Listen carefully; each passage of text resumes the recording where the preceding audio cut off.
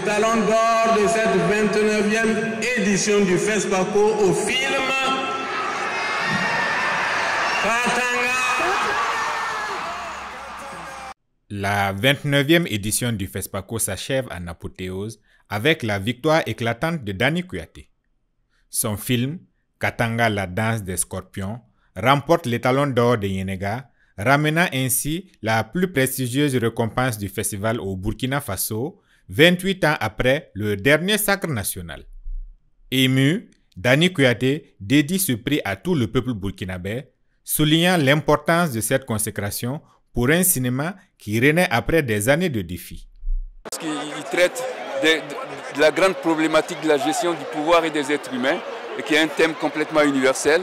Mais ce qui est original là, c'est que nous traitons d'un thème universel en nous basant sur nos valeurs, la langue, les costumes, comme il disait, les décors. Et donc nous avons africanisé cette histoire qui est universelle en quelque sorte. Et c'est ça qui fait l'originalité du film.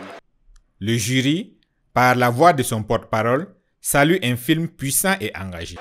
Alors en tant que porte-parole, je peux vous dire que nous avons travaillé dans une ambiance qui n'a pas été facile. Ça n'a pas été facile parce qu'il y avait beaucoup d'œuvres de qualité. Et quand il y a beaucoup d'œuvres de qualité, le choix devient difficile. Il a fallu donc argumenter, il a fallu plaidoyer, il a fallu donc défendre des particules de qualité. Et c'est à ce prix-là que finalement, nous avons décidé que c'est le film Katanga, la danse des scorpions de Danny Kouyaté, qui allait remporter donc les talons d'or de cette année. Une décision qui nous rend fiers parce que les talons a quitté notre pays depuis 28 ans et c'est avec bonheur que nous le voyons revenir pour réconforter notre peuple qui souffre des affres du terrorisme, pour réconforter nos acteurs culturels qui travaillent dans des conditions difficiles depuis l'avènement de ce terrorisme-là aussi, et pour montrer au monde entier que notre peuple est un peuple résilient.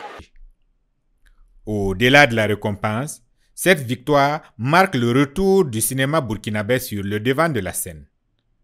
Alors que les projecteurs s'éteignent sur cette édition mémorable, le rendez-vous est déjà pris pour 2027 pour la 30e édition du FESPACO avec la promesse de nouvelles émotions, de nouvelles histoires et peut-être d'un nouvel exploit burkinabé.